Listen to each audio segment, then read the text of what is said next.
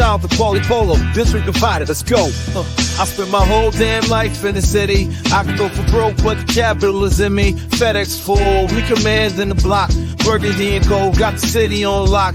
Hustling plays, ain't no need to pretend. DC, rapping strong, we fight to the end. Commanders move with no breaks, no pause. Hands in the dirt, respect to the cause. I spent my whole damn life in the city. Anywhere I go, DC's coming with me. I spent my whole damn life in the city. I can go for broke, but the capital is in me. Welcome, everyone, to District Divided, a DC sports podcast, more specifically, a Washington Commanders podcast. I am Amit. That is KDot. And before we begin this episode, which is a preview of the Monday night game, Jayden Daniels and the Commanders get to be seen by the entire nation on ESPN 8:15 Eastern. If you could please like the video, subscribe to the channel, hit the notification bell, comment as you always do, and KDot. Stay away from the Bolivian snow and share this shit. Share it. Share this shit, please. We appreciate you guys as always. Now, before we get to the preview against the Bengals, we want to go through the All-22, which is what KDot has done once again. Went in the basement, went into the lab, turned it on 9 different screens and said, how do I just consume all this information for you guys and just give it to the people? So KDot, the floor is yours once again. What were your takeaways from the All-22? Well, before that, got to set the mood. It's the All-22 review on District Divided. Bitches!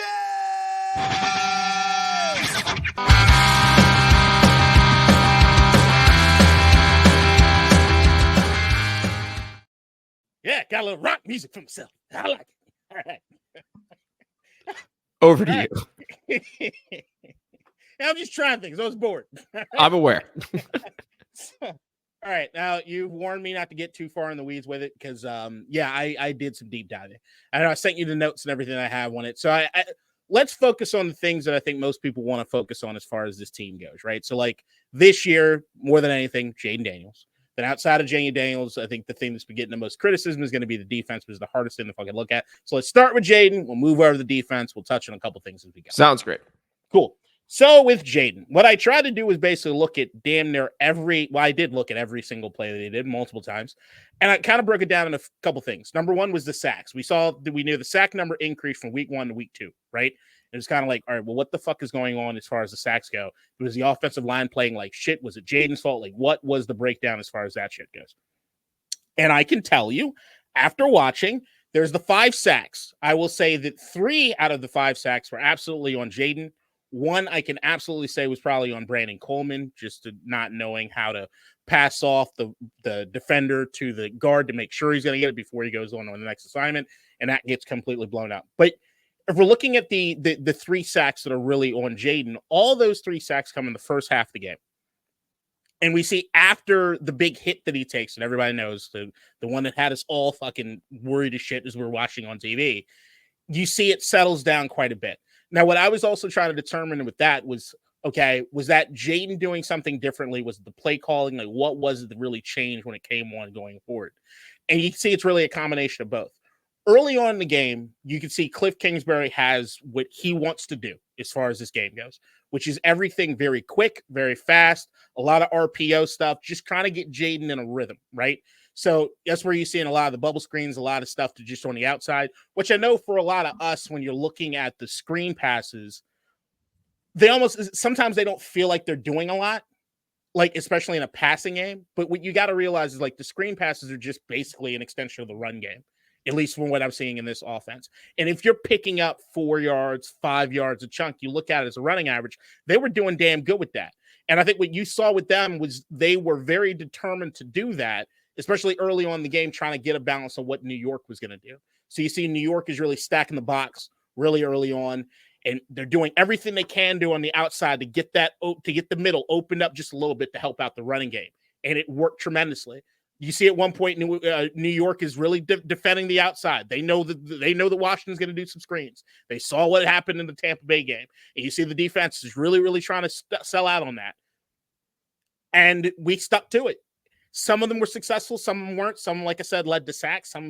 But overall, they maintained discipline when it came to what the game plan was early, and it helped set up a bunch of stuff afterwards. So when you see what it is they were able to do with Brian Robinson and Ekeler, or even Jayden to some degree with some of the runs, they were able to sustain that running attack because of what it is that they did offensively for New York. They had to, all right, well, are we going to stack the box? Okay, we're going to stack the box. Now the screens are working a little bit better. Now can we stop the screen? And we just kept them off balance as far as what it is we were doing with that. And it worked out well. You come to the third quarter, Jayden doesn't even run.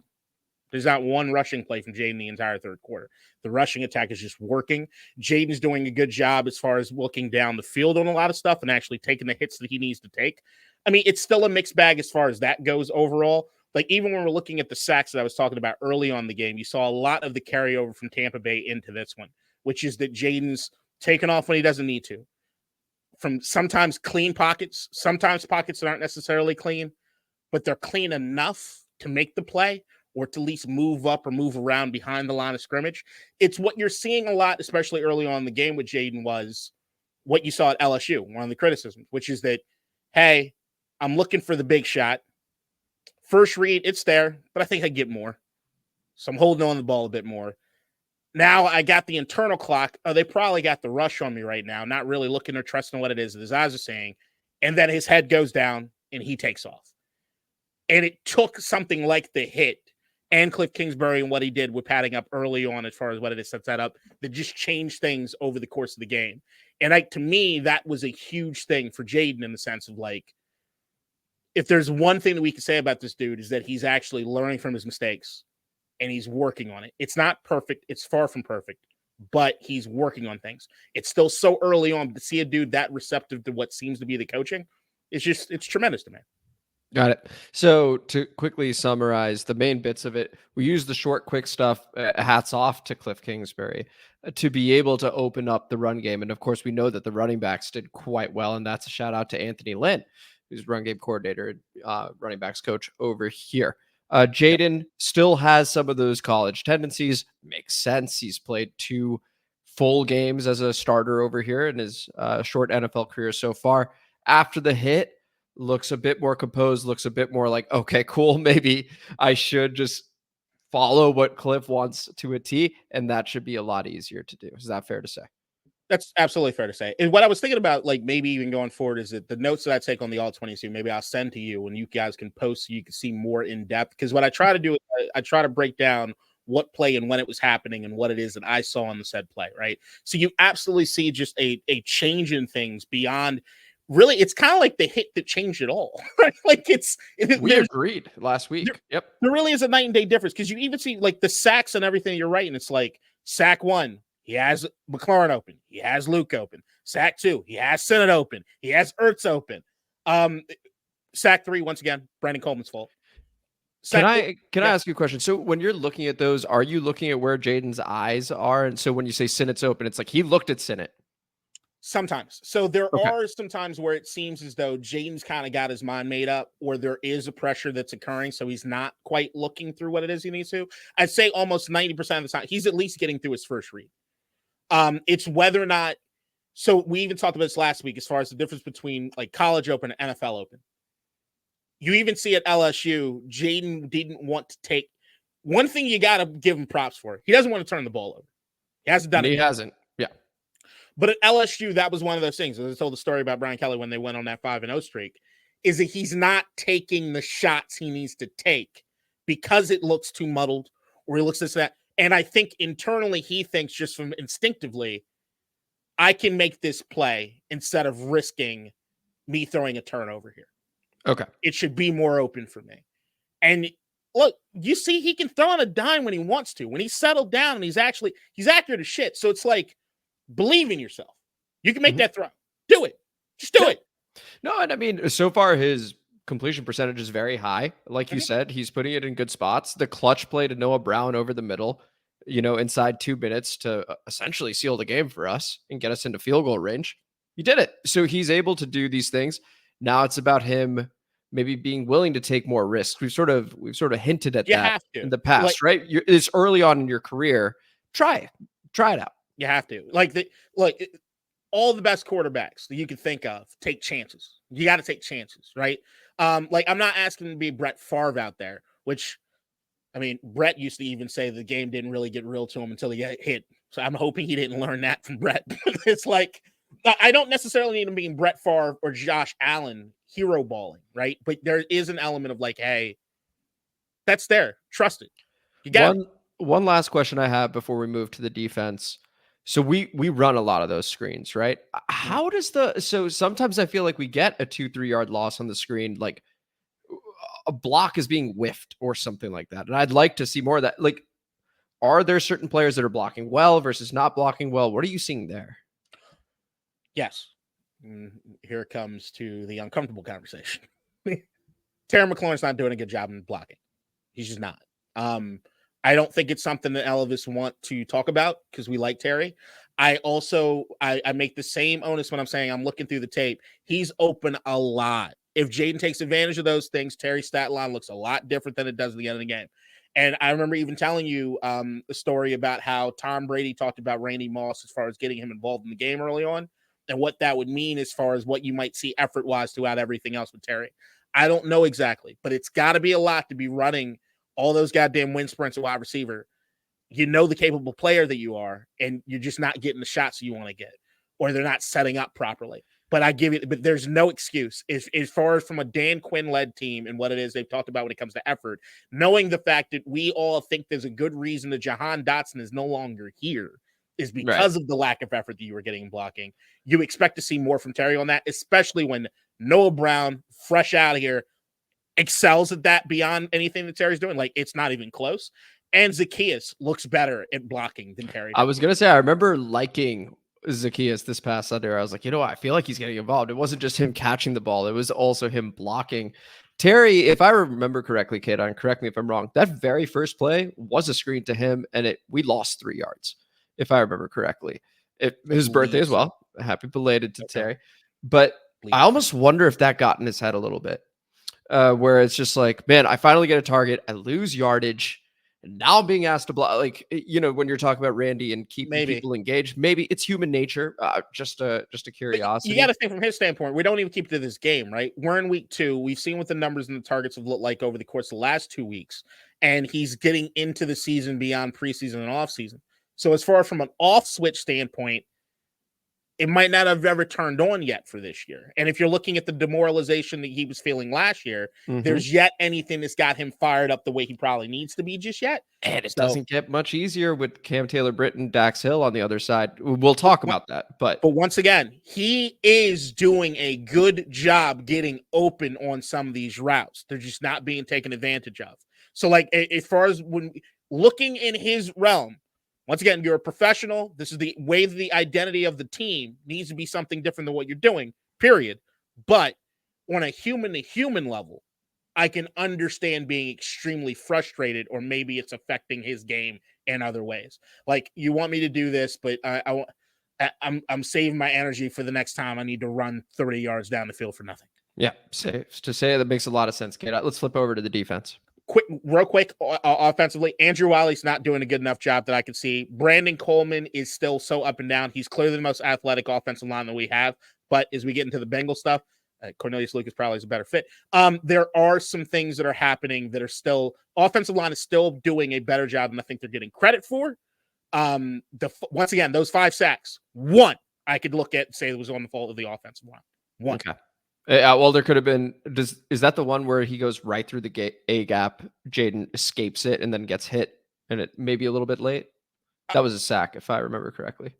It was a sack. Jayden gets out of the first one, and then he gets hit on the second. I'm actually looking through as far as which one it was.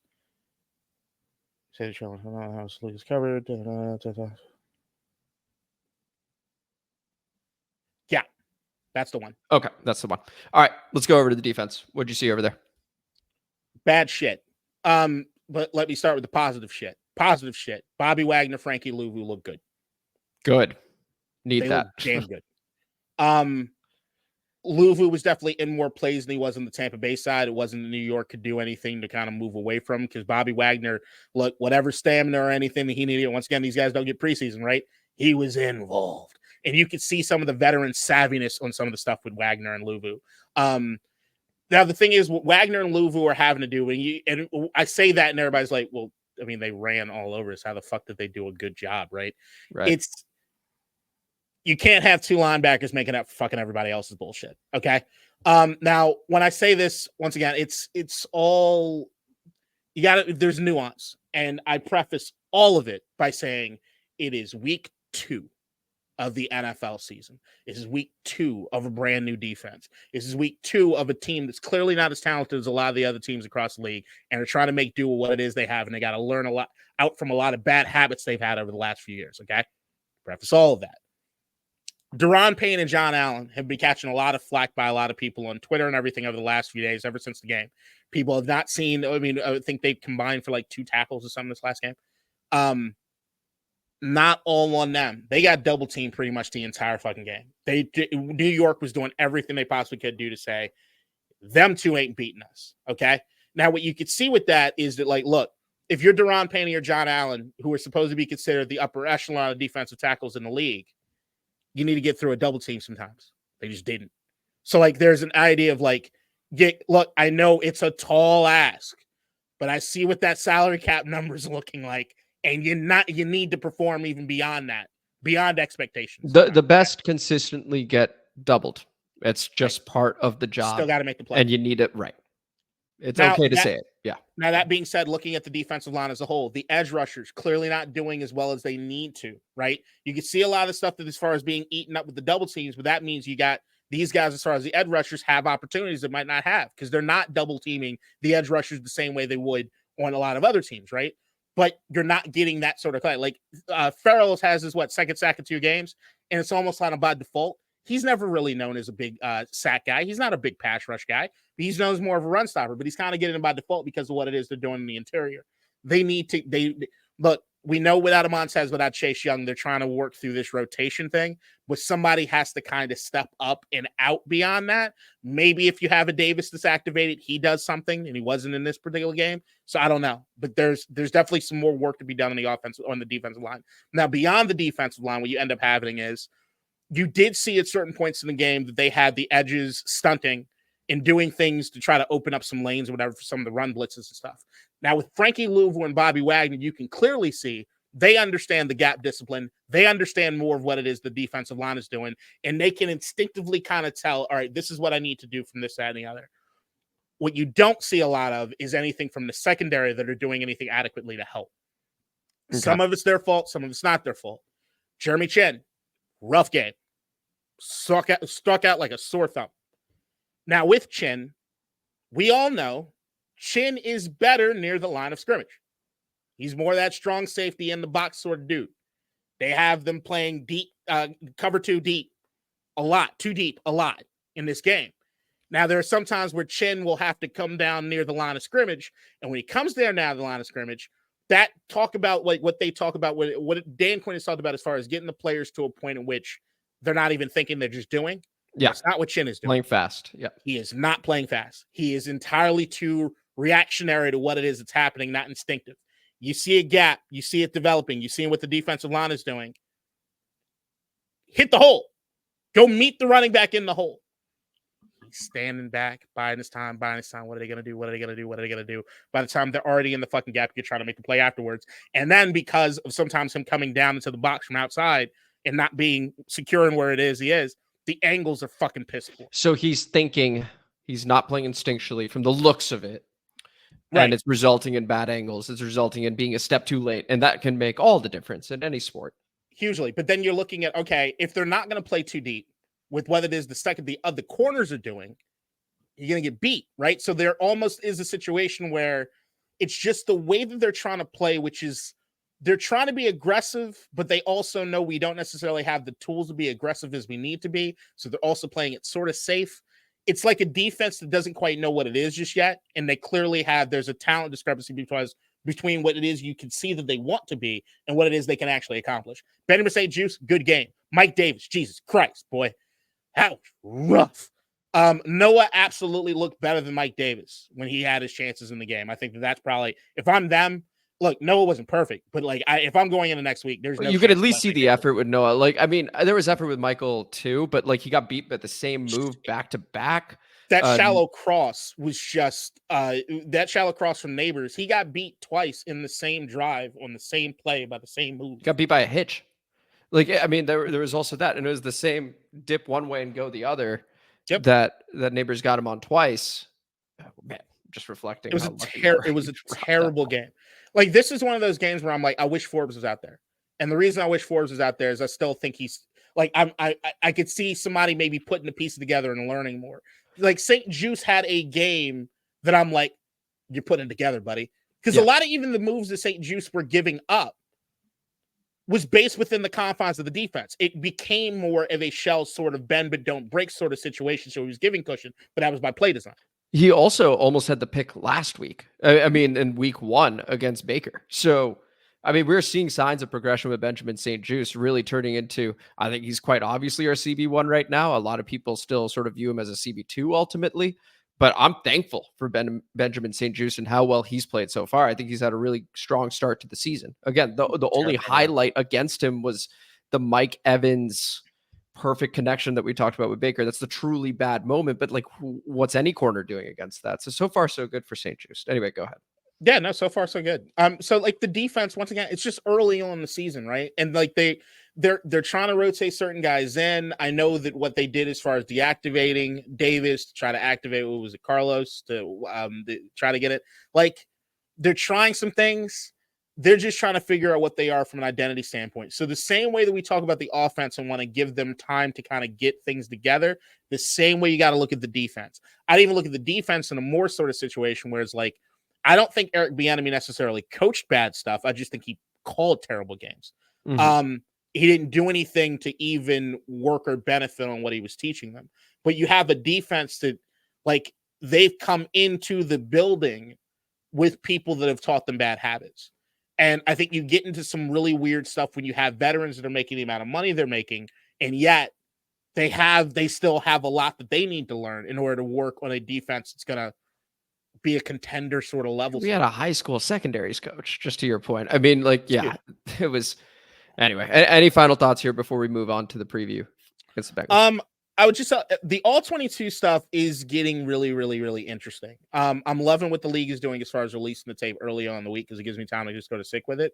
And if you don't have NFL Plus, please do it because you can search for the player, get the entire list of plays that they're in, know who's on the field at any given point in time. It's fucking great shit. But I say overall, as far as watching the All-22, this is a team that clearly lacks a lot of talent, but they are clearly learning, implementing things. It's going to be a rocky fucking road, but I overall feel extremely confident in the direction they're heading.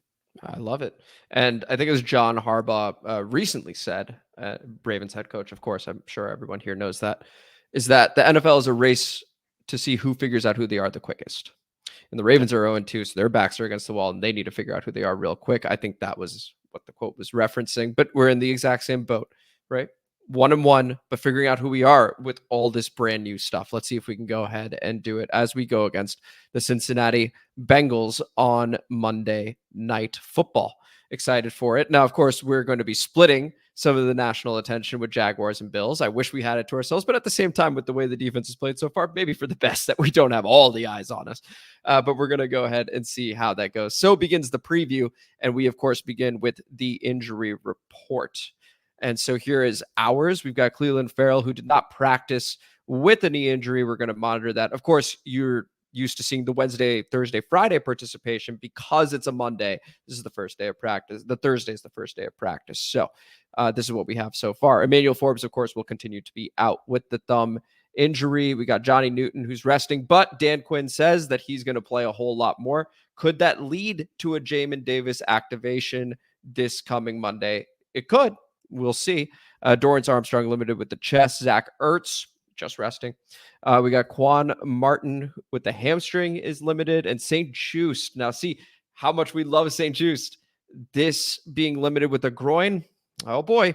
Brandon Coleman, full participant ankle injury. Now, if we go over to the Cincinnati Bengals, here are a couple big ones, KDot. I'm going to look at the defensive tackles specifically. So you got BJ Hill and Sheldon Rankin, who are the starters. They're both out currently with hamstring injuries, did not participate. That is something to monitor, guys. If they do not play, that's a huge help for us because the run defense for Cincinnati, we'll get to that soon enough, could use some help. Then you got Tanner Hudson with the knee. He did not practice.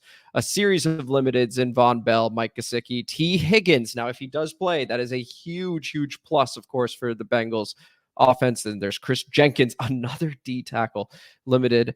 Marius Mims, and then Joe Burrow, right wrist. KDot has put you guys on alert for Joe Burrow's wrist. He is a full participant, though. He looked pretty good against the Chiefs, but we'll go ahead and see what happens. Now, again, the reason we're all here this coming season, the thing that's bringing us the excitement is the Commanders offense led by Jayden Daniels, coordinated by Cliff Kingsbury against the Cincinnati Bengals defense. So what's the best way to attack it? Well, we alluded to it in the injury report. The run defense for the Cincinnati Bengals is currently ranked 26. Now, it's early on, right? I mean, they've played the Patriots and they've played the Chiefs, but to be ranked 26, especially when their pass defense early on is ranked second, that's probably the way we're going to want to go. KDot, go ahead. The floor is yours here. How would you attack the Bengals defense?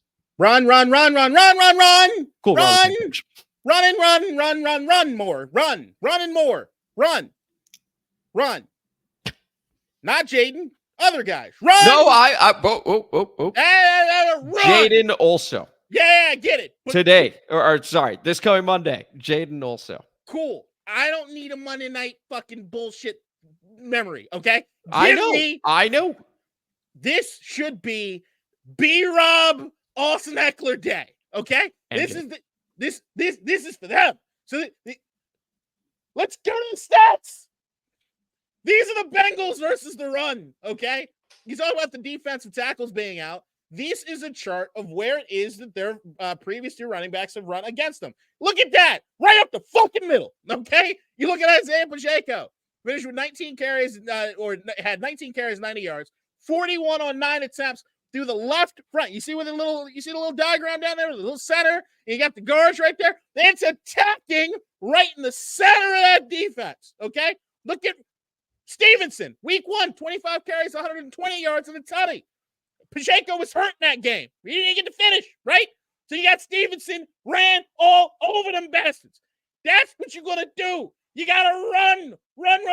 Because you see, that motherfucker that's below me right there, Mr. 91, he looks like an insurance salesman, He's a but problem. he's a game wrecker. He's good. Trey Hendricks, look, he needs to get tattoos. He needs to get some piercings. He needs to do something because he looks so unintimidating. He needs to be Max Crosby. Just a little bit. He ain't got to do all that. Just a few tattoos, just something. I should have pulled up a real, because like I had to find a picture of him. They're like, I got to put somebody on the defense here on the sheet. Dude, I was looking at this like, this is Trey Hendricks. Like, this is him. But yeah, don't get it twisted. He can play, okay? And you look at their cornerbacks. So you even sent me the stat earlier. Both of their corners are ranked, top 10 in PFF as far as pass coverage? Top 17. You got first Cam Taylor Britt, who is number 1. And then number 17 is Dax Hill. So they're two outside corners currently in terms of coverage PFF scores. Really good. Please continue. Right. So you remember this chart, right? As far as look at what the Commanders did last week. Look at Robinson. Look at where he loved to run. Look at that. You see it? You see how it works out? You see how Jayden's not there? He's on the outside. Less of him, more Brian, okay? More of Ekeler, okay? Just run this shit. Like, this is going to be one of those games where it's like, look, this is going to be a thing where it's like, all right, I want Jayden to develop, no doubt. Maybe this is the game where he throws a few picks, he learns some shit, whatever. We're still moving in the right direction, right? But if you're trying to win this game, if the goal is to just win the fucking game, run it down their throat. Especially if they got the injuries on the defensive line like we just alluded to when they come to that. You're just going to have to run the damn ball. Patrick Mahomes only threw for 151. 2 picks. No, this Bengals defense is real, just to be clear. So when looking at the pass defense, and again, Kelsey didn't do anything either, right? So it's going to be a tough game through the air. Now, I will say this, that Lou Anarumo, by the way, who I think is a fabulous defensive coordinator. If you don't know that name already, you should. This guy does an excellent job with this Bengals defense. Now, again, we mentioned the injuries and defensive tackle in that interior. And KDot, awesome stat pull over there, looking through and seeing, hey, the interior seems to be available when teams are playing against the Bengals defense and these guys aren't there. We should be doing the same thing. Completely agree. These guys struggle historically against Baltimore. And Baltimore, what do? They run a whole lot. They also have a mobile quarterback. So let me amend my statement a little bit and say that some of the growth we would love to see here, it doesn't necessarily need to be Jayden running, although Lamar does run against these guys. Mm-hmm. It is staying alive in the pocket and trying to keep your eyes downfield. He did that a bit better after that hit that we've talked about. Will that continue? Because if it does, we'll get to predictions. It could get interesting. There is an outside chance you can win this game if you could stay alive in the pocket, help yourself out. So it's just something to note that Lou Anarumo against a mobile quarterback like Lamar, to which Jayden has drawn some comparisons. I don't know. I mean, it is something that you may want to take advantage of. Keeping a play alive. Go ahead. Run the ball. So I think when you're going into this game, I would not be surprised if Washington did a lot of what it did in that New York Giants game, okay? Which is doing a lot of the RPO stuff, which seems to be the base of our offense to try to set up running and stuff there in the future. Now, one thing that I haven't seen just yet, and I watched it more on the All-22, but this worked for this game, okay?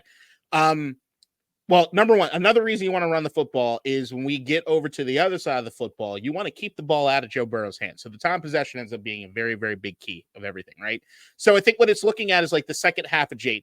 It's what it is that you do to set up the RPO to allow other things to kind of flourish, be it the running game on the inside, be it some of the passing stuff to open up. What hasn't necessarily happened in the offense yet, but I'm waiting because I think the Cliff is setting it up, is play action. So you see a lot of Anthony Lynn sort of running stuff, meeting a lot of the Cliff Kingsbury run stuff. The Cliff Kingsbury run stuff as far as pulling him to the center, Tyler Biadasz, actually more athletic. I mean, that was a knock on him in Dallas that he wasn't as big as he needed to be because he's more athletic, and they're pulling him and doing some stuff with the Cliff Solid Kingsbury player, though, and everyone knows that. Solid player. But the idea is that if you're doing the other wrinkle that Cliff can set up for this offense, and where I think we could be damaging is all get out, is if they start introducing some of the play action shit. But the play action shit is only going to work if Jayden's going to be able to take the fucking shots he needs to take. It doesn't make sense setting up a bunch of the RPO stuff for play action stuff that's not going to get pulled, right? It's a waste of a play. So I think there's a part of Cliff that's kind of holding that back until he sees enough from Jayden. But I'm telling you, when they introduce that into the offense, it's going to be something major. But this is not one of those games where you need to overthink things. When I talk about the second half with Jayden from last week is you run the ball, keep the time possession game, do what you got to do. Where Jayden's at his best is when it's second and long, third and long, third quarter, fourth quarter. I need 10 yards. All right, Jayden, go ahead, run. You might be the best athlete on the field. And if you haven't spent so much time running during that game, when you introduce that you're running yourself in the third and fourth quarter, guess what it does? Blows the brakes off of fucking defense. Completely agree with you. Completely agree. So that's what I'm saying is like sparring. This is all working towards something. It's unlike the Carolina Panthers just throwing shit at the wall like the old school Dan Snyder era, right? There is there's a method to the madness, and they're setting up things. And you got to be content. You got to look at some of what Cliff's doing. It's really, really fun looking. It's very, very interesting. There's a lot of stuff that's like open. It's like, Jayden, goddamn, your stat line will look so much like just finish that, right? Just throw it, right? And of course, offensively, the biggest thing, no fucking penalties. All right. Oh my gosh, if you're doing erase that from my memory, fuck it up, fuck it all. Doesn't matter, right? If you're gonna do that in the red zone, none of it matters. And what that does is it kills your time of possession. KDot, you and I mentioned this. I want to say this is now a couple years ago. Yeah, a couple years ago. We were playing a Monday night game, might have been the last one, against the Philadelphia Eagles. And we were double-digit underdogs, double-digit point underdogs, and we won. Yeah, shout out Taylor Heinicke. And the two things we highlighted were time of possession. You got to win it to protect your defense, which is something it seems like we're going to need to do until they figure out communication. If they can ever figure it out, maybe that's just a talent thing and it's so bad that who knows. But you need to protect this defense right now. So time of possession really helps with that. Thought we did a pretty decent job of helping last week. Turnover battle. You win that. you will give yourself, again, more time of possession, more opportunities to score, fewer possessions for these guys to be able to take advantage of. So to KDot's point, when you run the ball effectively, you can do that. You can do that. And if I'm not mistaken, that Eagles Monday night game was Taylor Heineke got hit with the rough in the pass for the That's correct. Yeah. That's true. That's true. Man, that was a fun game. Jeez. It was. Really I wouldn't well. have remembered it if it wasn't for the fact that I just watched it on Twitter before we started. Okay, well there you go. All right, so but we are in agreement. The way to attack this defense is to run. I hope that we find ways to get Terry involved. Sometimes it's just going to be Jayden. He's open, throw it. Right? It's going to be partly on the quarterback to see it and throw it. And also want to be clear that so far I'm very pleased with Jayden's development thus far, and you could see improvements continuing to happen. I know that we're maybe harping on him a little bit. It's only because we care about him and know how good he can be. So we're like, hey, just throw it. No, hey, just throw it. I was talking to somebody earlier today when I was explaining the going through the All-22 video. They wanted to have a conversation. I'll take a break. Or it was yesterday. And he's like, damn, you're really going over. He's like, how critical you guys being. It's like, it's not about that. To me, doing the All-22 is about just tracking progress. Nothing has changed for me in the sense of what it is that I'm expecting out of this season, or it is my threshold as far as expectations are for this year. I'm not that. Once again, nothing's going to upset me really this year as far as any turnouts go. Because let's say this game, if Jayden throws on Cincinnati and he beats him with his arm, then we're so far ahead of fucking schedule, I don't even know what to think anymore, right? Right. But if he goes out there and he starts launching up and he's not Patrick Mahomes who threw 2 picks, so he throws 2 or 3 picks, I'm cool with that too. You know why? Learning process. You know what he ain't going to do again? Right? So, we're in this territory where he's being so cautious. I don't even want to be as cautious as he is, except for the self-preservation part of it. And it's all these things are just going to help. Actually, do you have Jayden Daniels chart, the passing chart? I don't recall if you do. Yeah. So actually you can even see, guys, because we saw last week's, this one a bit further down the field. You can see beyond 10 yards, significantly more throws over here. Okay. And also starting to attack, it seems to be the center and more the right side, right dominant, which actually we had mentioned based on the Sam Darnold passing chart. Unfortunately, De'Ami Brown did not get in the end zone for you guys, but seeing where he's throwing the ball, you can see a bit more of the distribution. It's the right side, it's the center. I think, intentionally avoided the left based on what we were talking about with Darnold and what the Vikings did. And Terry McLaurin lined up on the right a whole lot. And so, yeah, what do we do this week? It's all a learning process, but you can already see the improvement from week 1 to week 2 with Jayden. So go ahead. No doubt. But once again, we're in a long process, right? I want to never hear anyone ever again compare CJ Stroud to another rookie quarterback. It's an asinine thing to do. So if we're looking at regular development of quarterbacks, especially running quarterbacks, which is, I don't give a fuck what you did in college, Jayden. You're running for your life sometimes, so you're going to fucking run if you're good at fucking running. So I accept that. This is part of what I said, that regardless of his arm, he's going to fucking run. We have yet to see the game where he runs for 100 yards and has a terrible passing day because the only thing he's worried about is running and he's scared for his life. That's going to happen. We haven't seen the game in which he just has a fucking terrible, outright, god-awful passing game, which is what happens with almost every fucking rookie quarterback. That's probably coming. Happened to CJ too, by the way. You see what I'm saying? It's we are in week 2 with a quarterback who has not turned the ball over once, has a pretty decent fucking stat line, right? And is making progress. There is so much more that we could be seeing. And there's so much more that we will see over the course of this season. Be prepared. You're gonna see the 2 or 3 interception game. You're gonna see the fumble game. He may end up seeing a game or two where he looks like Caleb Williams, and it wouldn't be great, right? But throwing under 100 yards, for example, that's not great. But maybe he will throw for over 100 yards every game. I don't know. It's possible. I don't know. I'm just saying. Anyway, let's go ahead and flip over to, I'm immune at this point. Let's see what Andy Dalton can do. Let's go ahead and look at the Commanders' defense against the Bengals offense over here. KDot, if I could just begin this one. Oh boy. Tom Brady, right? We talk about Tom Brady and how he's not the best at any sort of physical category, never really had the strongest arm, wasn't the most mobile, etc. But god damn it, his feel for the game was unbelievable, right? His ability to read a defense, unbelievable. His ability to feel a situation out.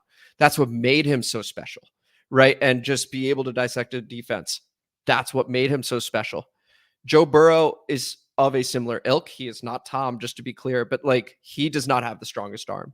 He does not have all the mobility. He's sneaky, but man, oh man, this guy is really good. He's one of the only quarterbacks that can go toe to toe with Mahomes. It was a 4th and 16 that had a DPI. That was the reason that the Chiefs ended up beating this 0-2 Bengals team. It's a bit of a scary 0-2. They really need this game. And you got that blonde guy right there looking to fuck us up. So it's, oh boy. Oh boy. Anyway, I just wanted to say, man, I'm nervous about this one, KDot.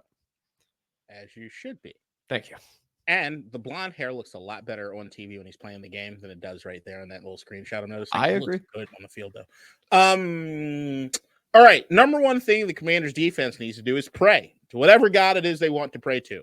Yahweh, Allah, doesn't fucking matter. Just start praying. The sun gods, like maybe Amon-Ra St. Brown. I don't know, but find somebody to fucking pray to. Yeah, this could be a long fucking day. So, like, all right, if we're looking at recipes for what it is they should try to do, the pass rush should try to look a lot more like the Tampa Bay game than the New York game. Just finish. hard ask, but do that, right? But seriously, there is some room to make sure that you're making the Bengals sort of one-dimensional to some degree. Their rushing attack has not been great so far this season with Zach Moss and Chase Brown. I think they do have some room or some ability to potentially stop the run and then see what it is that Joe Burrow is going to do. I think the only thing you're going to do, the best defense in this game is going to be an offense that just limits them as far as the time of possession, right? You got to do that as best as you possibly can. But when you're out there on defense, do what you can as far as the run stopping, and as far as getting pressure. Joe Burrow's not the same guy when you're pressuring him. He's just not. Like Tom Brady, if you start to hit him, he doesn't like it. And you can tell it does. It really does affect him. So, like, that's something that they need to try to do and try to muster that up. I'd be shocked if Davis wasn't activated for this game because you're going to need that fucking help as far as the pass rush go. Beyond that, I'd also say from a secondary standpoint, they might want to think about replacing Chin with either Derek Forrest or think about getting some Tyler Owens in there just to see if there's anybody better as far as in coverage or at least communicating how to coverage. This is an interesting game because KDot, I think there may be a difference between trying to win the game and trying to establish what we want to do on defense, because I don't necessarily know that those two things match up. So here's what I mean. So for this game, if I'm trying to win it, I'm going, okay, don't beat us over the top. And in the red zone, let's try and be better than you guys. Right? So like we're almost conceding a bunch of yardage and hoping that we're holding you to field goals, not touchdowns. You're probably not going to punt today, if I'm being totally honest, right? But if we can hold you to field goals over and over and over again, and our offense can run properly, then, hey, we might win this game. Now, does that match up with how we want to play defense long-term? I'm not sure. So I just wanted to point that out because I think I would have some curiosity as to how we choose to play against these guys. And I think it would tell me about the coaching staff in terms of our approach here. So I actually think they do coincide this time. Okay. I think the only way in order, well, sort of. Look, I think what it is the defense wants to be, we're not. I don't think we have the talent for it. I think that even in this last game against New York, a lot of what you saw on defense was what it is our pass rushers do when they are generating pressure is that we got interior guys that can get downfield. But when it happens, if you don't have the linebackers where they need to be, there are huge lanes and huge gaps that somebody can make you fucking pay, right? Or if they have a quick out to somebody, be it a shallow fucking crossing route that nobody's covering properly, then you can eat. And with these guys, as far as the wide receivers they have, it can be a fucking problem. I go to another stat. Look at the Giants as far as the average yards of separation versus us, right? So you see the league average is 2.96. Malik Neighbors did everybody 3.11. Nobody else got even close, really, to the league average, right? Mm-hmm. Let's look at the Bengals. Moment of silence. Oh, my Lord. And here I was going to say try and make Yoshivas beat us, but he 3.4 is crazy. Long day. So, like, I'm sorry. Whatever it is the Giants did, it was basically 18 targets to Malik Neighbors, right? Yep. They don't have to give anybody 18 targets in this fucking offense to beat the shit out of us, right? If they find a mismatch or they find somebody that's not doing what they need to do. Are open. The quarterback that they have suggests they're going to find that open person. Finish the pressure. Like, that's your only option, guys. Like, you got to hope that what it is, your base defense is going to be enough to stop Zach Moss and Chase Brown. So far, like I've said, they have not been world beaters, right? There is a decline on this squad compared to what they had with Joe Mixon, especially when seeing what the fuck he's doing in Houston, right?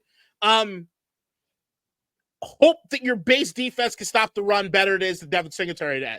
Once again, communication would be key for that. I thought Wagner and Louvu did a damn good job on that. Whether or not that means replacing a chin, even Sanders still's not doing that great. I think this is one of those things where it's just a learning season for him, which is cool. A lot of secondary guys, especially early on, they struggle, right? If you're relying on a dude that's a rookie to do something magical in the secondary, you're in a long fucking season. So, like, the idea would be hope that the base defense and the alignment can stop the rush. Hope that people play discipline so that when you are blitzing, as far as trying to get pressure on Joe Burrow, if they check into a draw or something else, you got gap discipline so they're not gashing us for these first downs on second and long and shit, right? Like, that would be key. But at the end of the day, you're going to have to do everything you possibly can do because our secondary versus Joe Burrow and those receivers is not a matchup we can exploit. And that could include T. Higgins. We're going to see. Right. But he may end up playing as well, which frees up Jamar quite a bit. We got St. Juice with the groin injury. That all comes down to the pressure and the defensive line. Jonathan Allen, Daron Payne. You guys are two of the most talented D tackles in the league. You play like it this time, and we got a legitimate shot at winning. But it needs to come this week, right? And then hopefully Jamin Davis also active because he had a couple nice plays against the run against Tampa Bay. And he's athletic enough to get to Joe Burrow. It looks like he's improving as a pass rusher. If Johnny Newton's healthy enough and we don't need a fifth defensive tackle and we just need the four, Jamin Davis comes in. Can he do something? This is going to be a big, big game for the defensive line. Plain and simple. Yeah. Any final thoughts there before we move to the predictions? Best defense, offensive running it. There's a good offense. Run! Just run. All and right. look, if it ain't working early, don't matter. Keep doing it. And when I say run, it's also the RPO. It's also the RPO. The short game is going to be crucial. And I tell you, if Jayden can convert 1 or 2 bombs to Terry without being too excited, you got yourself a ball game, ladies and gentlemen. All right, let's go ahead and go over to the predictions, KDot, where the Commanders are 7.5-point underdogs on the road, understandably so. The over-under is 46.5. So, as always, KDot, I ask you for your score, your winner, and your player of the game. 35-17 Bengals. You got to be shitting me. That is the exact score I have. No shit. I'll change mine, but go ahead. 35-17 Bengals, player of the game, Jamar Chase. Okay. Well, now I have to rethink because that's initially, I was at the gym earlier and I was thinking about the prediction and it came to me after a third set. I was like, okay, got it. 35-17 Bengals makes a lot of sense. Like that you say that too. I will say this. Look, I'm not the best gambler. I'll be totally honest. Lord, does that over look great, right? 46.5. It's possible the Bengals hit it on their own. I ain't putting money on that. Like, no, because you don't think we can keep it. Anyway, so Cincinnati, they got to have this game. I'll go Cincinnati 38. Okay. They are better than Tampa. No, they're not better. They might not be better than Tampa Bay. And I will go Washington 21. 38-21. All right. How about that? We score some touchdowns. 38-21. But I don't anticipate this being a close game just because of where the defense currently is. Until the defense gets a bit better and as Jayden continues to develop, again, guys, the goal is Jayden's development this season. If we get just that right, we're already in a really, really nice spot for next year. So long as those things happen, it's fine. But yeah, the Bengals 0-2. They're at home. They have to have it. T. Higgins may be back. I think they get a lift. 38-21. There is a chance there is a hangover from playing the Chiefs. The Ravens experienced that. They blew a game at home to the Raiders. Maybe they get beaten twice by losing to the Chiefs as well, because that was their Super Bowl. Who knows? But yeah, 38-21 Bengals. And player of the game, you said Jamar Chase. I mean, I think it's Jamar Chase too. Yeah, Jamar Chase. We don't have to differ. I know. I'm trying to make it a bit more interesting, but I'm like, come on. You and I both know. Well, Jamar Chase kept things more interesting, because if I'm being completely honest, like if you ask me if I had faith chips on that outcome, how many would I put in? If I had 10? 4 or 5. I actually watch the All-22. Got me kind of hyped.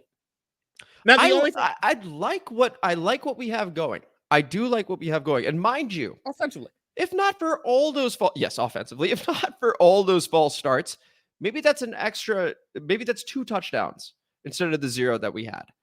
And that's an extra 8 points. Going into a game not punting is great. Period. Oh my gosh, yeah. I don't give a fuck who you are. All these teams, for the most part, outside of the Carolina Panthers, all around 8-8. It's just about how better or worse you are than that number, right? Mm-hmm. The Panthers are just the worst goddamn team in the history of man. But and whoever picked them, I mean, Jesus, they must have been doing drugs. So hey, long season to go. It's only week 2, week 3 now. Yeah, okay. Quarterback change. Yeah, offensive line is 3rd according to PFF. Could you believe that, KDot? All I'm thinking is that I thought Jeremy Chin was the 3rd best player on their defense. So what does it say about everybody else?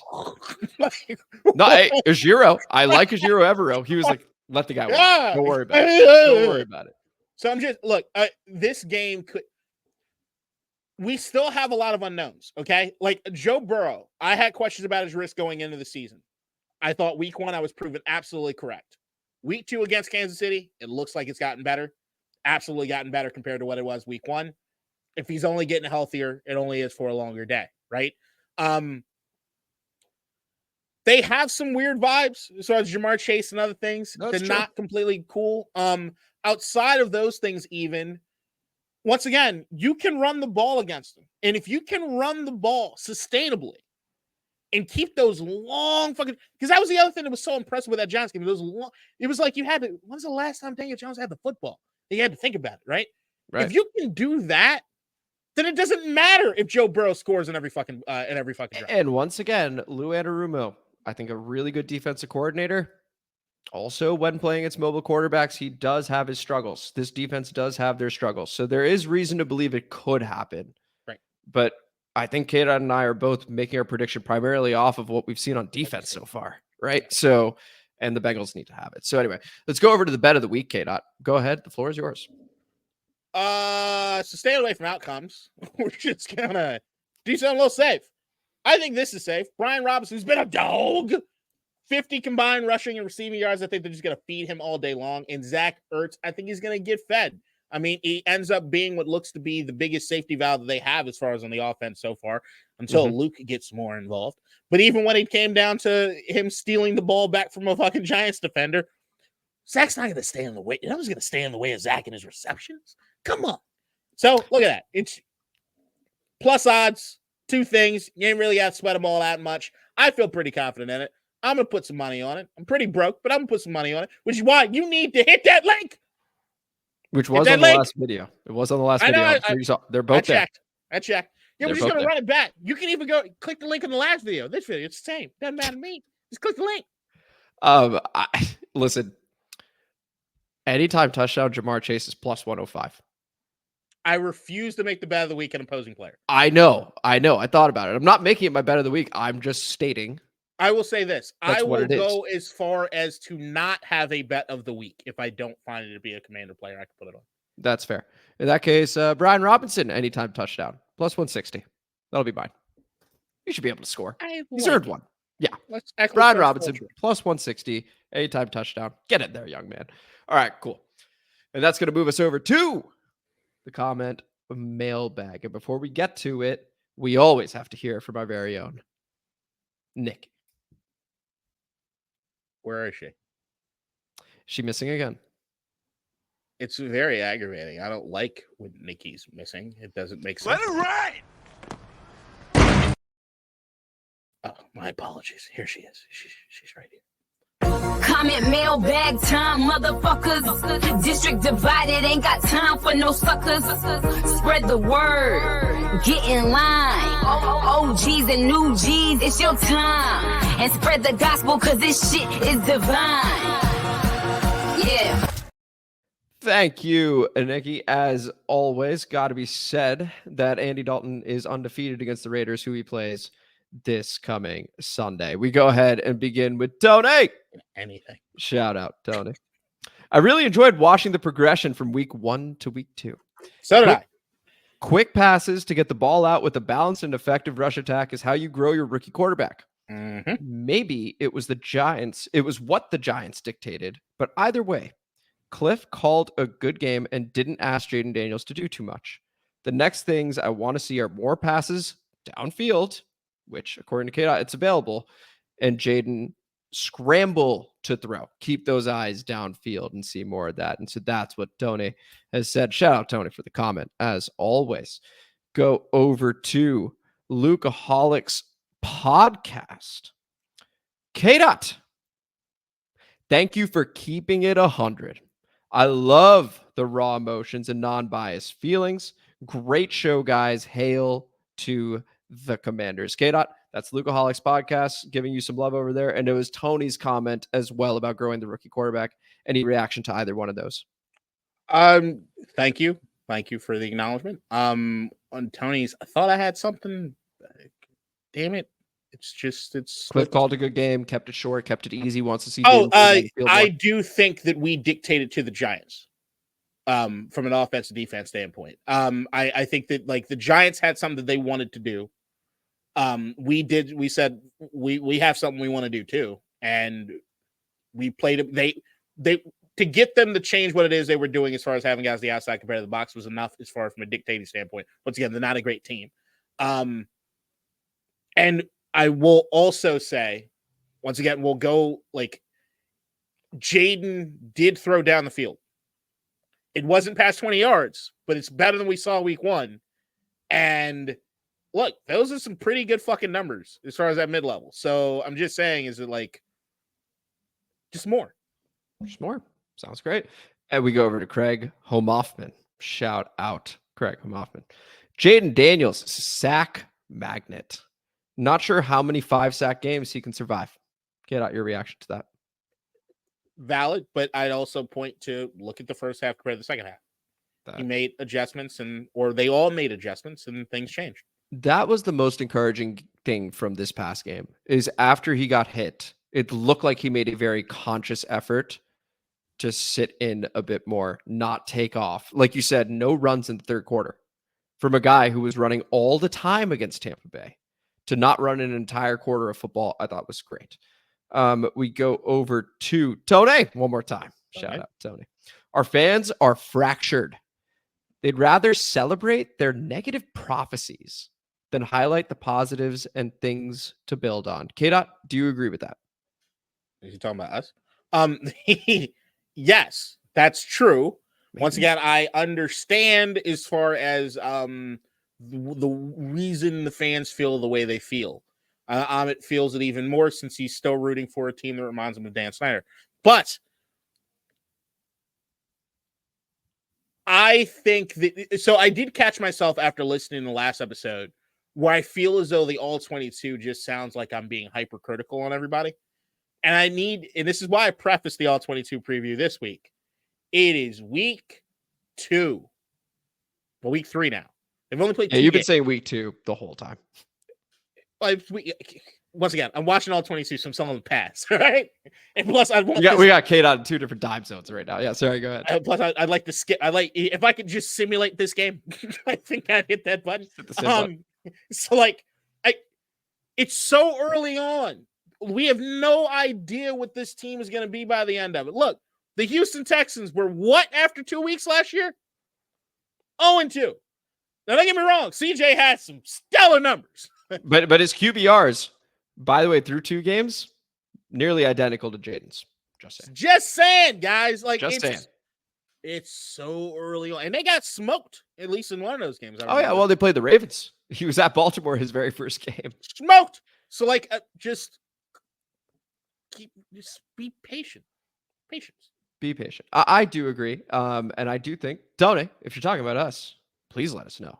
But I'm feeling pretty optimistic about Jayden so far. Absolutely love it. We go over to A Morris 525. Shout out A Morris 525. Actually know him. Shout out Andrew Morris, a teammate of mine, an absolute baller on the field. KDot. Here's the question from him. The Commanders are currently 8-point dogs for Monday Night Football next week. Given that the Bengals will be playing for their season and all levels of the Commanders' D is quite poor, why should I not bet an alt line spread on the Bengals of -14 or more? And if you look at our predictions, Andrew, right there with you, buddy. So if you go ahead and do that, Chips. You're not. Chip stack is low. you're not gonna hear any significant pushback over here, other than, again, Bengals against Lamar, the Ravens, a run attack heavy team. They've had some struggles in the past, but you're right about the Commanders' defense so far. Man, I disagree with the Commanders' defense. His take on that. I don't think we're bad at all levels. At every level, you're saying? Yes. You like the linebackers?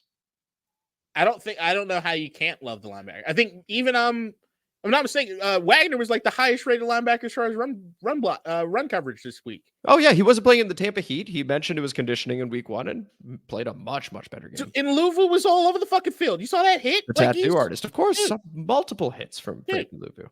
You can't say that the track they played a damn good game. But I think the point from Andrew is the stuff you do end up seeing ultimately as the end result of the play, which was 7 yards a pop last week for Devin Singletary, just about, and receivers running pretty open. Malik Neighbors is going to be a problem.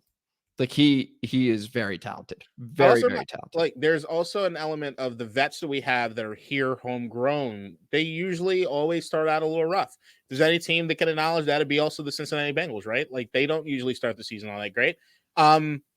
Maybe they come on. I think there is going to be a defensive line game that they just come on. I think that's going to happen. Certainly hope so, because they got close to taking Baker down a few times in week 1.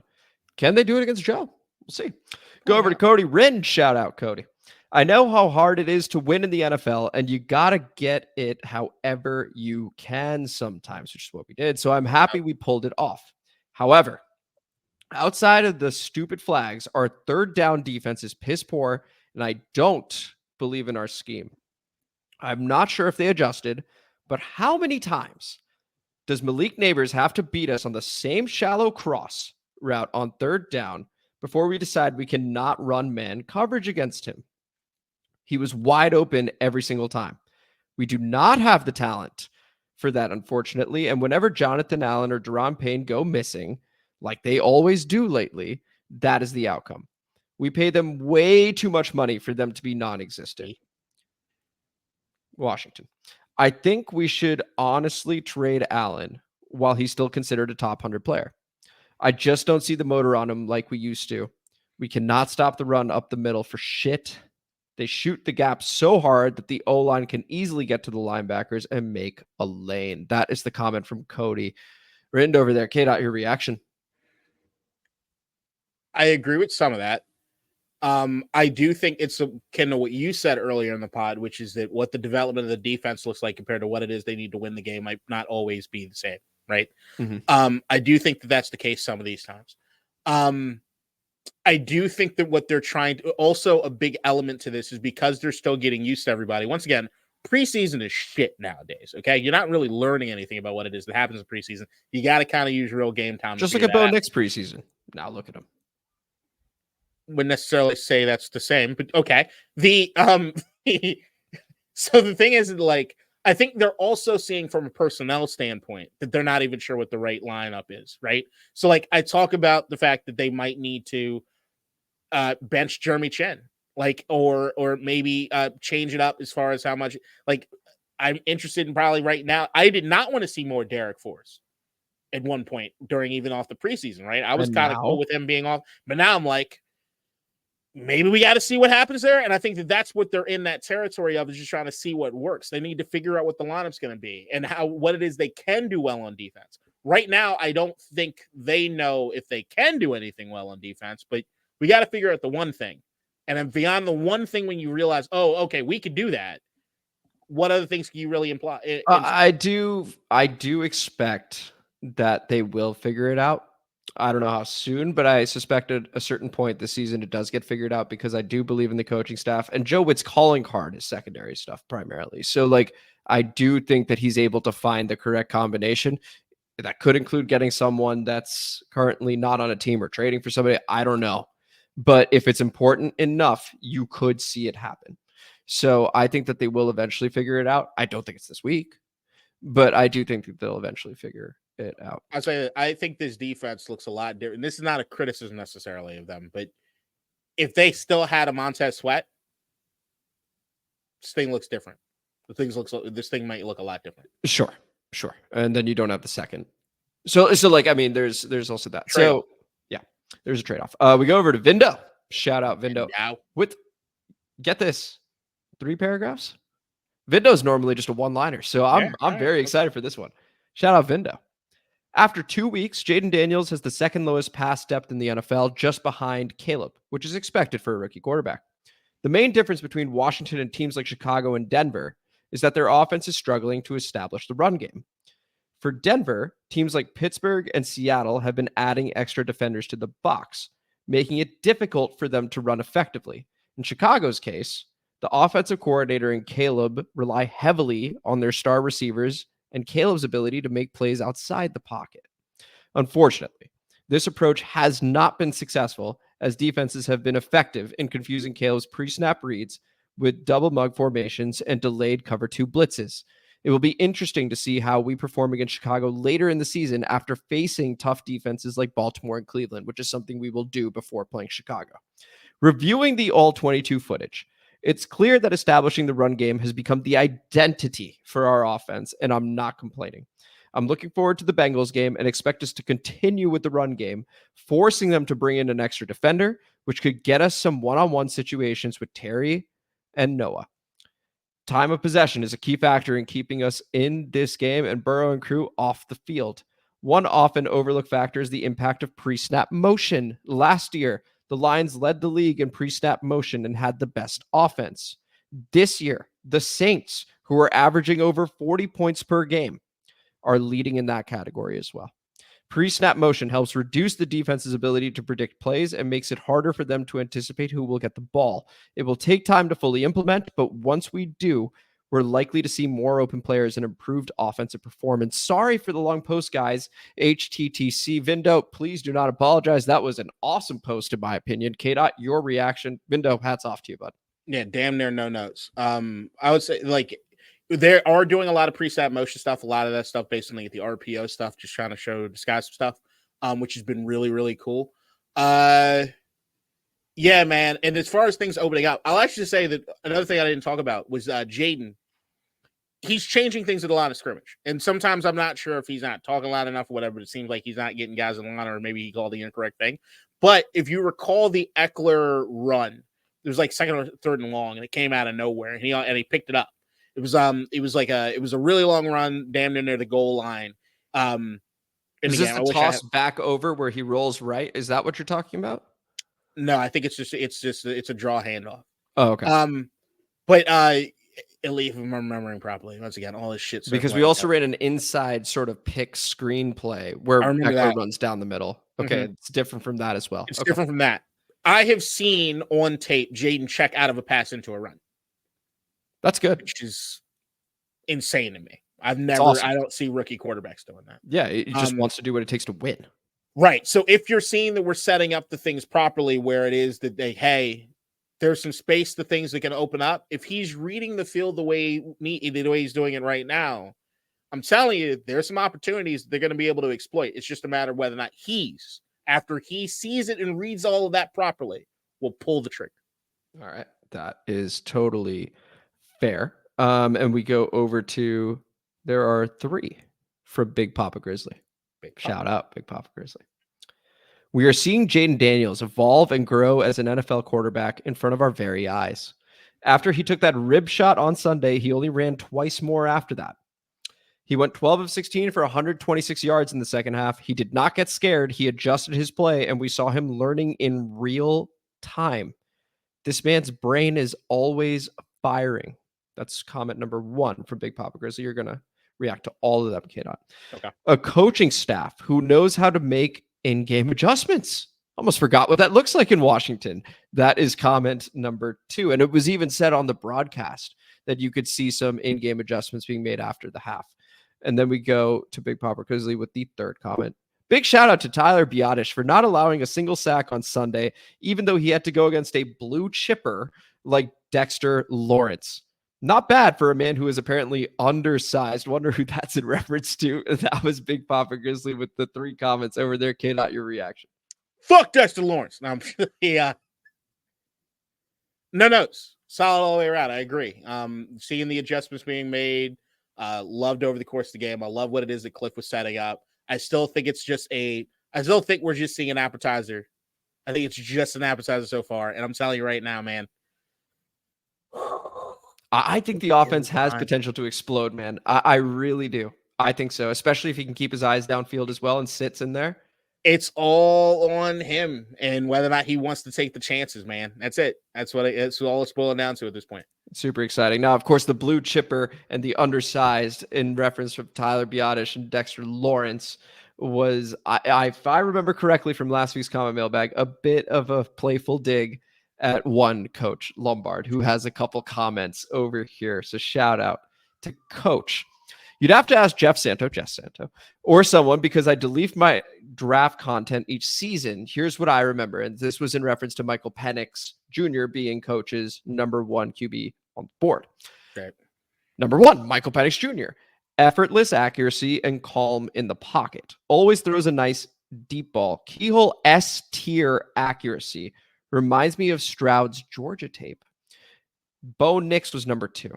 Pro ready and a great scheme fit with Sean Payton. Number 3, Caleb Williams. Love his traits. He might have the highest upside, but take the longest to develop. Number 4, Jayden Daniels. Tons of red flags in terms of being pro ready, but S tier intangibles, athleticism and deep ball to the boundary. And number 5, Drake May. He only has 1 red flag on his tape, but that flag is 100 yards long. Dude has 0 pocket feel. Starting quarterback by week 6. And so this is what Coach Lombard seems to remember from the rookie rankings that Coach had over there. Any reaction to that, KDot, before we get to Coach's second comment? I throw out the entire list because I did not hear JJ. I did notice the lack of JJ in there. No, I just think it's the same thing we talked about pre-thing. The reason Michael Penix, the talent he was working with, that offensive line, and what I'm looking at when I see that is that, like, they just didn't have to face the same adversity some of the other guys had. By the way, I mean, you're also going to be, hold on. Penix faced a lot of adversity. I'm already leaning back like it's after the pod. Number 1 offensive line in the country. Right. No, I get that. But then, okay, got it. Joe Burrow, Justin Jefferson, Jamar Chase, Clyde Edwards-Helaire. The list goes on. Jayden Daniels, Brian SEC. Thomas. SEC. That doing well in the SEC helps you. I'm not. That's what I'm saying. I'm anti. Right. I'm saying pull Penix back down to earth. Oh, because it's the Pac-12. Oh, you could have done the same thing with Caleb. All right, we go over to Coach Lombard, who has this USC was trash after last night. I am taking the week off of Twitter. You all are cool. So here's my take, because Coach said Kirk is cooked. KDot, I'm not a fan of Kirk. And behind the curtain, real quick. The moment Kirk threw that touchdown, I checked my phone. I was like, I am sure. I received a text, and lo and behold, boom, there's one from KDot. I wonder what that's about. Here's Coach Lombard's take. We have an arrogant head coach and arrogant coordinators. This is all in reference to Philadelphia right now. And I don't know how fixable that is this season. It's a question of perception and assumptions. The media and Commanders fans assume this is the 2023 team. Not fans, but people in the building believe that it is the 2022 team. Neither is true. In 2021, we had a generational run game behind Jalen Hurts, Jordan Howard, and Miles Sanders. You are getting a taste of that with Jayden Daniels, Brian Robinson, and Austin Ekeler. In 2022, we had a generational pass rush behind Graham, Sweat, Cox, and Hargrave. The best coaches build their scheme around their team and their opponents. You know Kirk Cousins better than I do. You don't get to Kirk. especially primetime Kirk with complex defenses. You get to primetime Kirk with pressure. That is correct. The Fangio defense is the meta, so Fangio might as well be our coach but we got zero pressure last night versus a less mobile Kirk Cousins. I said during the draft that edge was a much bigger need in the draft than corner. I was proven right last night. Remember, they took Quinyon Mitchell, who has looked pretty good so far. Congrats on your win on Sunday. And I will read a book all week until I see something different from my team. # share this shit. That is the comment from Coach Lombard. Get out your reaction. They still have Brandon Graham, don't they? Look, they do, but he's 36. He's older. He got the face mask on Bijan. You remember that? So Even said my bad. Yeah, it's just okay, older. I was having fun watching the game. You were having a blast. Falcons, Dirty Birds, baby. Kirk looked good. All right, so like against zero pressure. Absolutely. Oh, get the fuck out of here, man. You make me in a good place. It's fine. No, congrats on the win, KDot. And it was against the Eagles. I was rooting for the Falcons. They're a Saquon Barkley catch away from losing. So who's that?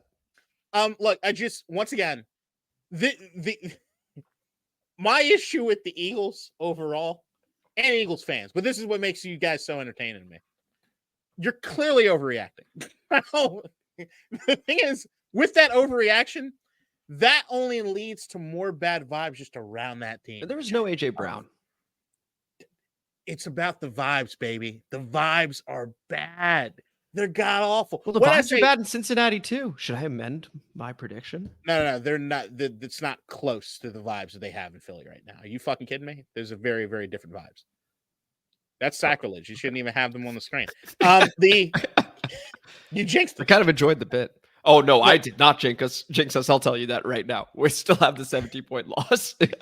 Look, the Eagles' bad vibes are bad. Same as the Cowboys' vibes are weird, right? But like, I think that we were on the fence about. All right, no, before the season, we said Cowboys' vibes were bad. Eagles' vibes were weird. Vibes. I'm gonna start saying that. Yeah. Eagles' vibes. Eagles' weird. weirds are vibes. Right. Yeah. Got it. We weren't sure what the vibes were in Philadelphia, what it was that they were doing with the strangers. We have now seen 2 weeks of bad vibes. Yes. And Saquon still looks incredible. And what it is they're going to do around all that, I still think them missing a Jason Kelsey in that locker room, of course, is huge. I think that there's certain elements that they're just trying to get around and try to figure out who it is that they are going to be. Yeah, they're still, if I'm on paper, they're a top 5 talented team. Easy. Yeah. I agree. We go over to Jess Santo to conclude. Vibes bad. Shout out. Bad vibes. Sup. I was going to do another screenplay on Commander Peters finding Seibert in a Jets airplane hangar during a training exercise. Long story short, his nickname is the Cyborg. The Cyborg. Excuse me, the Cyborg. He's a kicking machine sent from the future to rain hailfire on opposing teams. Mind you, Cyborg is spelled Seiborg. Now that the kicker position has finally been solved, Jess is convinced. There has been an overall improvement to the special teams play. The offense is improving. The offensive line is still a work in progress. In parentheses, the starters did not have a lot of time or a lot of work together in camp, is what he'd said. And Noah Brown looks like a nice addition. I'm not concerned with the red zone inefficiencies. I think it was a one-game abnormality. B-Rob is finally getting some carries. It was kind of sad seeing how thankful he was to finally get the opportunity. I agree with that because Brian Robinson, I think fans know that he's legit. But nationally, I'd love for him to get some more recognition. He needs to be the focal point for the offense while Daniels gets acclimated. Jayden is improving. It always pisses me off when the draft analysts declare a guy's ceiling. Like, here's Jayden Daniels. He's the most pro-ready prospect, but his ceiling is only so high. Bitch, you can't see the future. Like, good players can't get better either. I watched the Bears versus Texans games, and Caleb Williams was giving me late season Sam Howell flashbacks. Jayden is a different animal. He's reading the defense pre-snap. He's abundantly more comfortable and poised in his system compared to Caleb Williams. The defense was disappointing. The lack of pressure was jarring. I'd like to see some 3 defensive tackle sets with Payne Allen and Johnny Newton. The interior pressure would be crazy. St. Juste is getting back into a groove. I'd like to see more Defo as well. The run defense needs to improve as well. We have a legitimate shot at beating the Bengals. If they continue hammering away with the run game and get some pressure with the D-line, then we should be as good as gold. We're on top of the division, and as of now, it looks up for grabs. We are watching a work in progress, and it's improving. Share this. And that is the comment from Jess Anto. Your reaction, KDot. I think I'd read a lot of I just agreed with, but I think what the sentiment I had coming out is you can't. When I'm looking at like the Caleb Williams thing and us and all that shit, and like Carolina and all that stuff, you can't cheat. It's what happened throughout so many years of the Snyder era, right? Is that you get motherfuckers that think that it's that building a football team, winning games, like playing a game of Madden. It's like I can just put these pieces together and it's just gonna work, right? Like you look at that Chicago. Remember, I'm not big on Matt Eberflus. I'm not. And outside of Matt Eberflus, it looks good on paper. DeAndre Swift, Keenan Allen, DJ Moore, this and the other. Right? Roma Dunze. Looks good on paper. Right? Great defense. If you go out and know unless you're the Philadelphia Eagles and they even struggle with this, you can't have DeAndre Swift as your number one fucking running back. And you expect you going to take the pressure off of your goddamn rookie quarterback. It don't work that way, right? It's like there are these lazy ways of building things because you just think you're going to get the dudes. You can be David Sepper. Oh, I like the sound of a quarterback whisperer. When you should have hired Bobby Slowick, who works as far as getting a short quarterback to roll. Maybe we'll out get of to the this pocket in a little after. bit We'll more, right? get to this in after the pod because you've been taking some shots at the Panthers, understandably so. And I agree with most of it, but we will talk about this after the pod. Go ahead. Yeah, but Jess, eloquent, man. I got told by somebody that Jess. Apparently, we have a poet in Jess that's here, and like he's a writer. He's got to be. And we're lucky to have you, bud. Lucky. Yeah. Hey, we're lucky to have all of you. And Jess, appreciate Most the of you. comment and all of you. Don't let Kate HTTR Rescues, where you at, bitch? This was the show. This was District Divided, a DC Sports Podcast, more specifically a Washington Commanders podcast. Thank you guys so much for listening to today's episode, which previewed the Bengals game that's happening on Monday night. Whew. Hoping we find a way to win that one. And of course, thank you again, KDot, for going through the All-22 and the awesome graphics throughout the entire show. So I'm Amit, that's KDot. And if you enjoyed the episode, please like the video, subscribe to the channel, hit the notification bell, comment as you always do, and KDot. Share this. Shit. Share this Can't know shit, my guys. next move. Really appreciate that. After the pod begins right now. All right, let's talk about the Panthers real quick, and then let's talk about some other stuff. Okay. Here's the thing.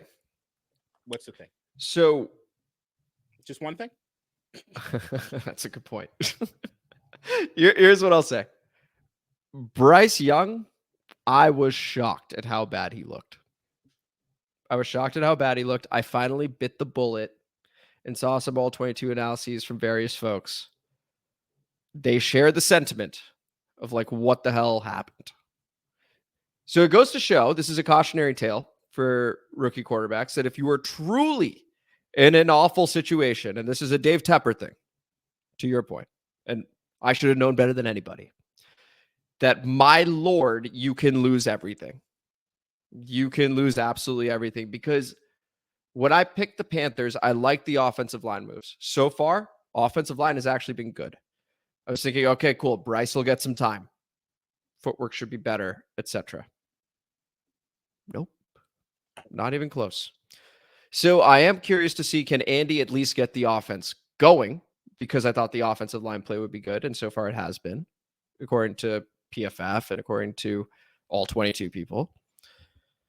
Can the offense get going? Defense, it's complimentary. Can it get better from there? But yeah, as of right now, there's no way to sugarcoat it. Horrible pick so far. But Bryce Young has been horrible. Absolutely horrible. And it's borderline inexplicable. Borderline. Yeah. I've never seen this much regression this fast. Not even Sam Howell regressed this much. I don't think it's a coordinator thing. I don't think it's Bobby Slowick fixes him. I think this is very much, I'm not ready to say Dave Canales is the problem. Can I retort? Of course. Go ahead. It's not that David Canales is an issue. It's that he was never going to be the solution. The problem with Carolina going into this is why I was like, the only reason I had them above the Saints is listening to your dumb ass. So like I'm glad I have some sway. That's it was like I don't understand. Now, trust me, I did not think the Saints were going to be good. They have absolutely shot. They are my biggest shock so far this season. Oh, they're everyone's biggest shock, to be clear. It's nuts. Anyone that's like, I knew, shut up. Yeah, shut the You fuck did up. not. I had no idea. Like, this is Everyone had the. By the way, everyone, even people on TV, had the Saints fourth. Yeah, that was my thought. Everyone had them fourth. The thing with Carolina is this is a natural progression from what I've seen last year with Bryce Young all the way through. And this is what I've been getting into arguments, scream out fucking loud. Yeah. About Bryce Young. Because he was anti Bryce Young when he got drafted. Okay. He was anti Bryce Young because he thinks that drafting a short quarterback or quarterback under 6 feet tall is a stupid thing to do. Okay. He was also really high on CJ Stroud. I wasn't, so he's like really. So to his credit, so far, I mean, no. So here's where I push back. The short quarterback thing is dumb as fuck, and the reason I say it is this: if you look through any data set on quarterbacks that are actually 6 feet and under that make it to D1 and actually play meaningful games in D1, the pool you're selecting from is extremely small. And I'm telling you, that pool of guys are usually some of the most special athletes you are going to see on this planet. Of course. Because of what they've had to do with the size they are to get to that point, right? So if you look across the league, you look at guys like Kyler Murray. Drew Brees in the past. Drew Brees, 6 feet. Michael Vick, he was not fucking 6'2". So like the okay, you have these. That aside, you still have Kyler, you still have Brees. That's you got good. Dudes. Baker's Russell Wilson. Russell. So like right there you go. But the point of it is, if you're going to get a quarterback that is a short king, you need to make sure you have an offense that is going to work for a short king. What you can't do is I don't give a fuck if everyone on that offensive line is graded a 99. If they're standing stationary and your quarterback can't see over the fucking heads, it doesn't matter because you need to roll out. You have to. Okay, that's fine. Move the fucking pocket. Brees didn't have to move.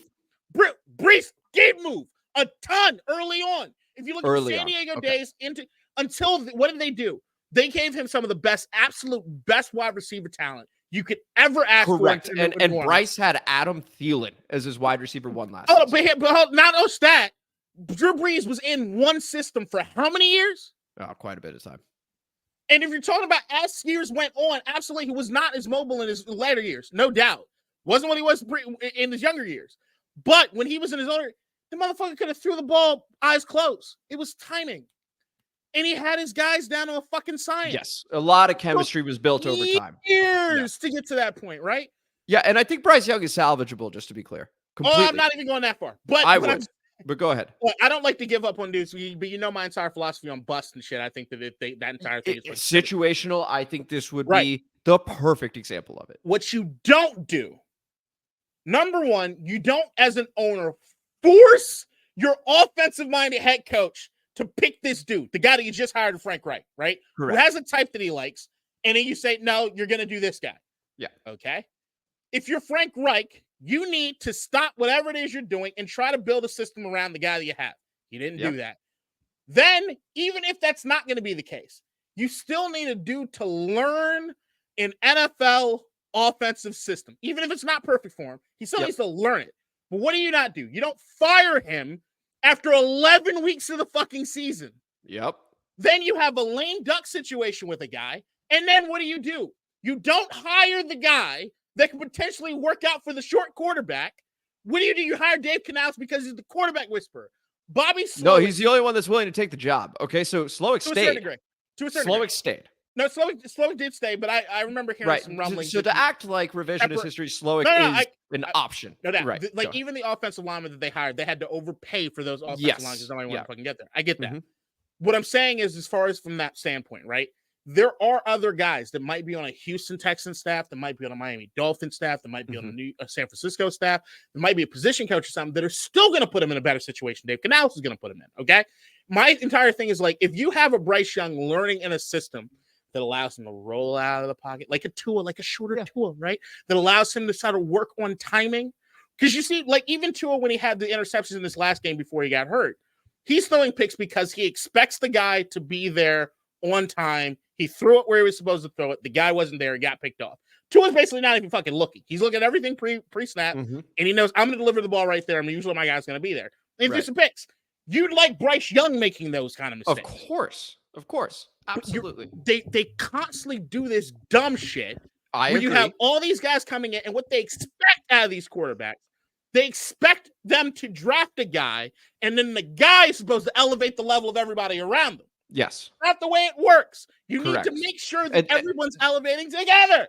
And also, by the way, that's where CJ was the exception, right? Because who was he around? And all of a sudden, he's elevating everybody. But I go back to you can't cheat the process. Because here's the thing. This is what makes Houston so insane. There is no free agent acquisition or huge trade that they had before that fucking season went off.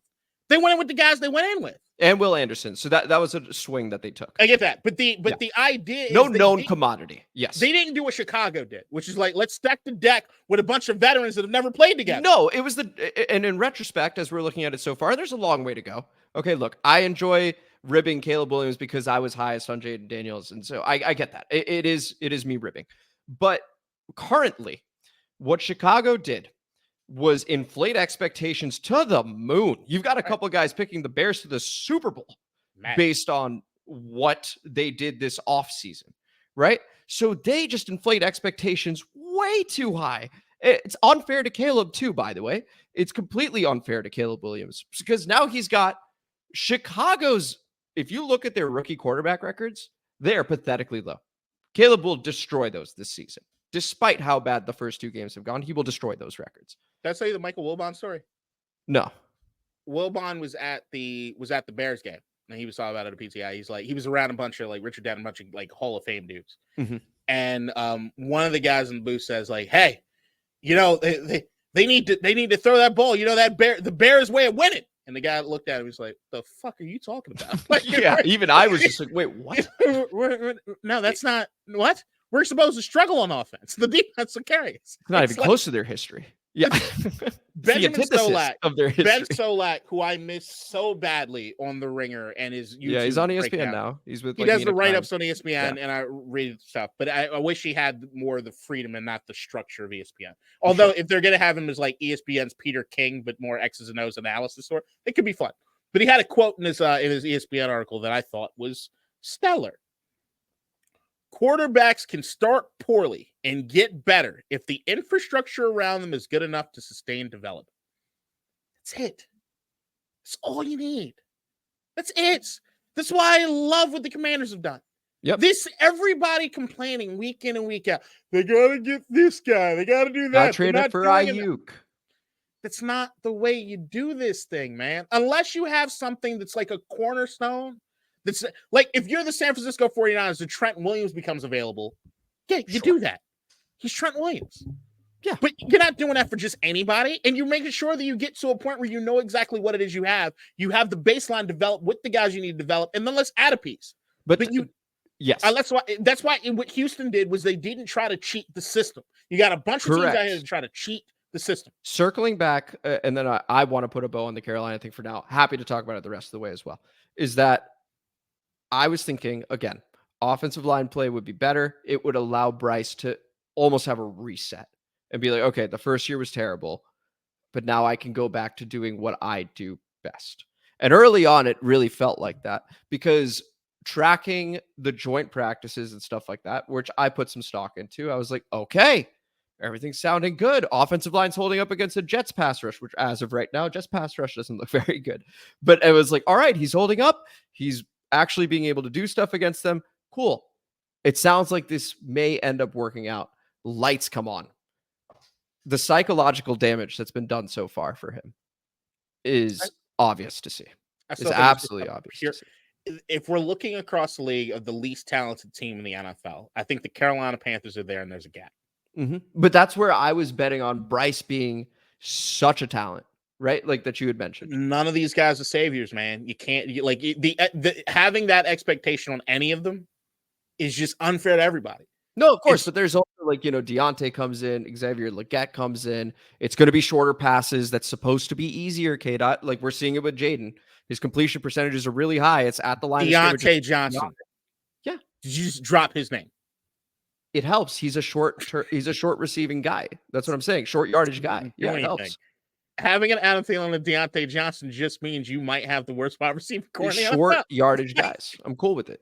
It's all right. Can you name a worse wide receiving core than that? Yeah. Let's see. I know I haven't seen Legette do shit. I love Legette. No, he's a rookie. Goddamn thing. Probably Buffalo.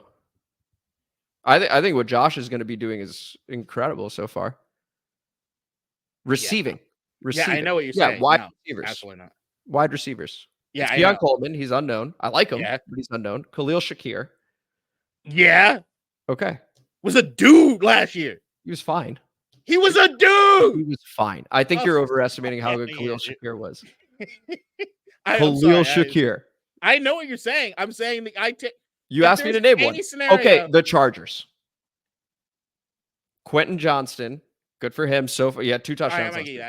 Right. So more talented than anybody got. Well, I mean, yeah, it's Ladd, but like he's also a rookie. Just to your point on the Xavier Legette thing. So like, and also if we're going to talk about the receivers, we're talking about anybody that can catch a football. You're talking about Dalton Kincaid, too. Right? And so that's why I limited it to receivers because you had mentioned receivers. I mentioned receivers. That was it.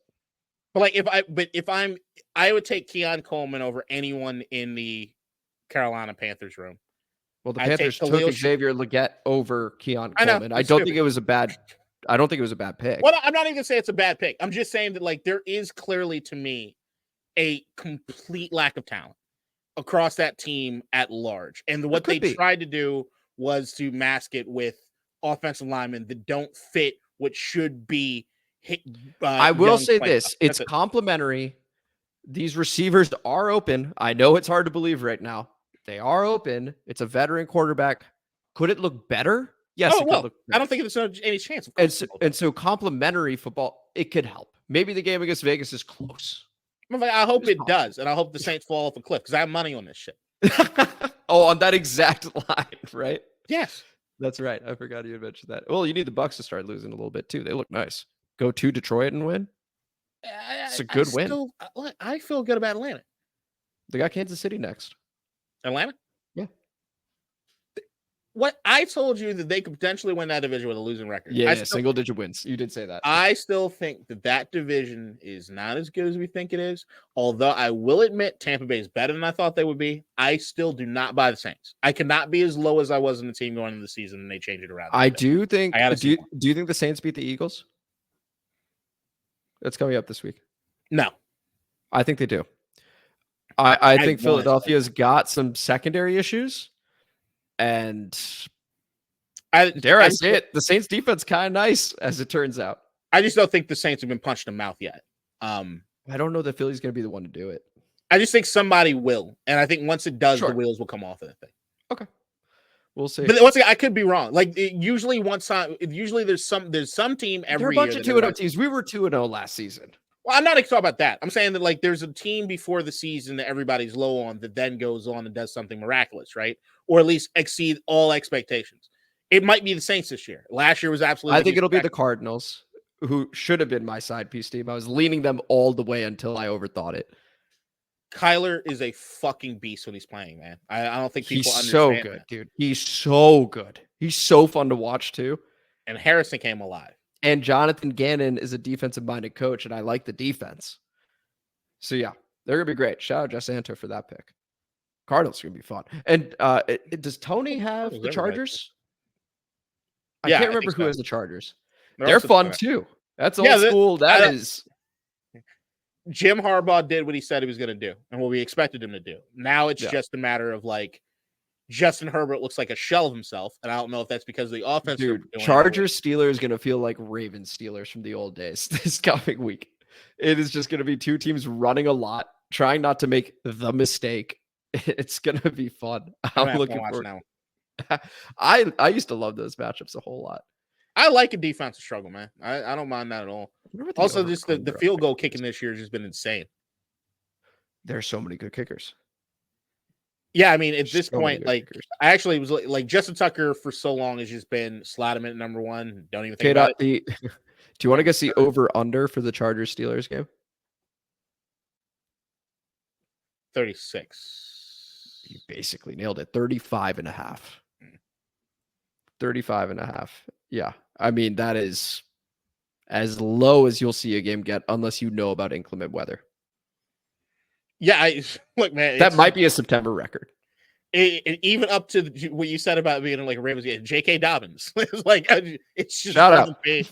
But, yeah, but I love it. I don't know. Herbert just I love Justin Herbert. A lot of people do. A lot of people do. I know he catches a lot of flack, and if you're watching him so far this season, there's not a lot I can tell you because even in the short opportunities, he's not doing that great with football. Mm-hmm. Also, it's still fun. And Lad McConkey's just your guy. It's always been fun anyway. I like Lad, but that name is just hilarious. It's like it's a hilarious name. Absolutely.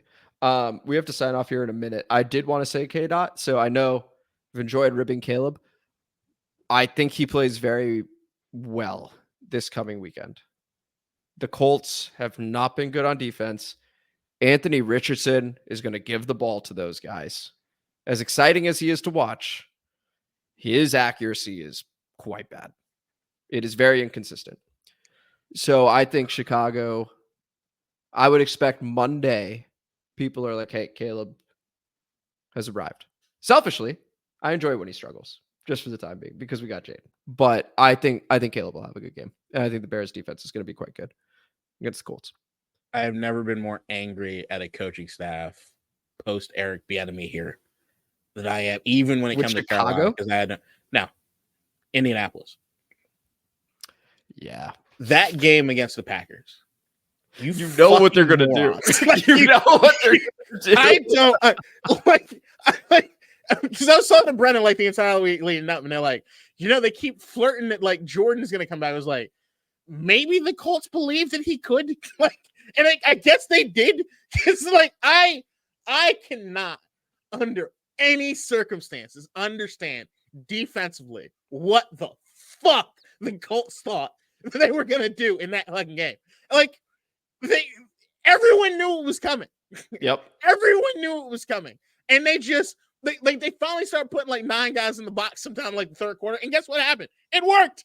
And then they just went away from it again. I'm like, yo, what? Then I gotta hear Brent talk about Matt LaFleur's a genius. I'm like, no. You refuse.